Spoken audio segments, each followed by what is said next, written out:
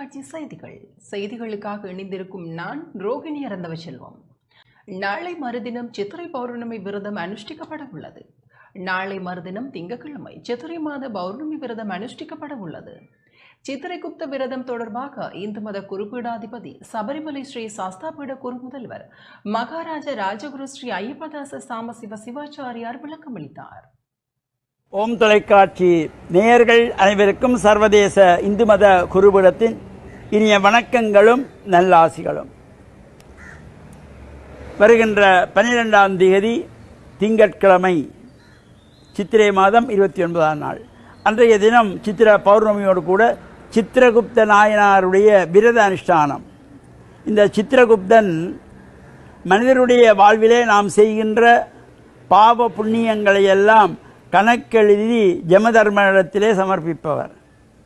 இந்த யமலோகத்திலே யமனுடைய அரண்மனைக்கு அருகிலே இந்த சித்திரகுப்தனுடைய மண்டபம். அதிலே உட்கார்ந்து ஒவ்வொருவர் அன்றாடம் செய்கின்ற பாவ புண்ணியங்களை எல்லாம் எழுதி கொண்டிருப்பாராம். அந்த சித்திரகுப்தனுடைய மனதை திருப்திப்படுத்துகின்ற வகையிலே ஒவ்வொரு சித்திரை மாதத்து பௌர்ணமியிலும் இந்த சித்திரகுப்தனுக்கு விரதமிருந்து அனுஷ்டானம் செய்கின்ற பொழுது நம் வாழ்வில் தெரிந்தும் தெரியாமல் செய்த பாவங்களை நிவர்த்தி பண்ணக்கூடிய வகையிலே இந்த சித்திரகுப்தனுடைய மனம் இறங்குகின்ற வகையிலே யாரெல்லாம் இந்த சித்திரை மாதத்து பௌர்ணமியிலே ஓம் சித்திரகுப்தாய நமஹா, ஓம் சித்திரகுப்தாய நமஹா, ஓம் சித்திரகுப்தாய நமஹா என்று அவனுடைய நாமாக்களை சொல்லுகின்றார்களோ அவர்களுக்கு நல்ல நிலை கிடைக்குமாம். ஒரு சமயம் ஒரு வயோதிப தாயானவளுக்கு ஒரு ஆண் பிள்ளை தகப்பனில்லை. அவன் மிகவும் முரடனாக இருந்தான், கோபக்காரன், எப்பொழுதும் எதுக்கெடுத்தாலும் கோபப்படுவனாக இருந்தான். அவனை யாருமே மதிப்பதில்லை.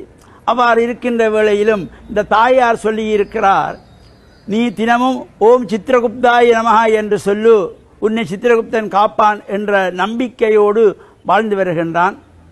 ஒரு சமயம் அவனுடைய ஆயுள் முடிகின்ற நேரம் வருகின்ற பொழுது சித்திரகுப்தன் இவனுடைய தினமும் தன்னை நினைத்து இவன் இவ்வாறு சித்திரகுப்தாய நமஹா என்று வேண்டுகின்றானே, இவனுடைய எவ்வாறு இவனுடைய பலன் இருக்கிறது என்று பாவ புண்ணிய கணக்குகளை பார்க்கின்ற பொழுது அவன் எந்த விதமான புண்ணியமும் செய்யவில்லை, பாவம் மட்டும்தான் செய்திருக்கிறான்.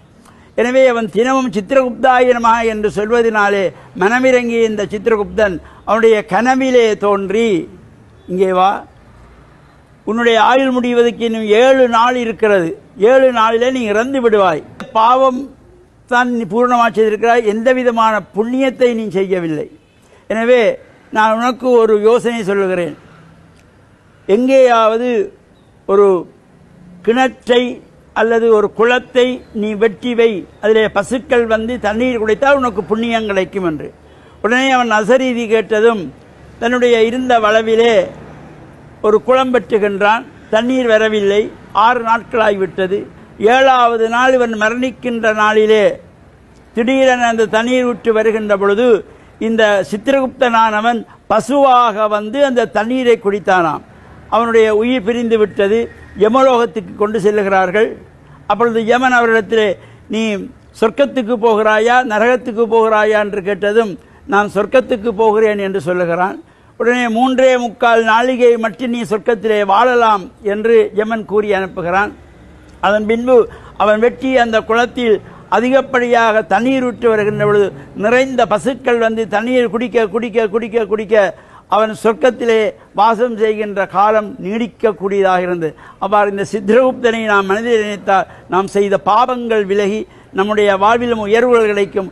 சொர்க்கத்துக்கு செல்லுகின்ற புண்ணியத்தை தரக்கூடிய நாள் இந்த சித்திரகுப்த விரத அனுஷ்டானத்தில் கூடியதாகிய சித்திரை மாதத்து பௌர்ணமியிலே நாமும் சித்திரகுப்தாய நமஹா என்ற பிரார்த்தனை செய்து இறையருளை பெற்று மண்ணில் நல்ல வண்ணம் வாழ ஓம் தொலைக்காட்சி நேயர்கள் அனைவருக்கும் சர்வதேச இந்து மத குருபீடத்தின் சார்பில் நல்ல ஆசிகளை கூறிக்கொள்வதில் மனமகிழ்வு கொள்கிறோம். வணக்கம். இத்துடன் ஓம் தொலைக்காட்சி செய்திகள் நிறைவு பெறுகின்றன. தொடர்ந்து ஓம் தொலைக்காட்சி நிகழ்ச்சிகளின் வாயிலாக இணைந்து கொள்ளுங்கள். வணக்கம்.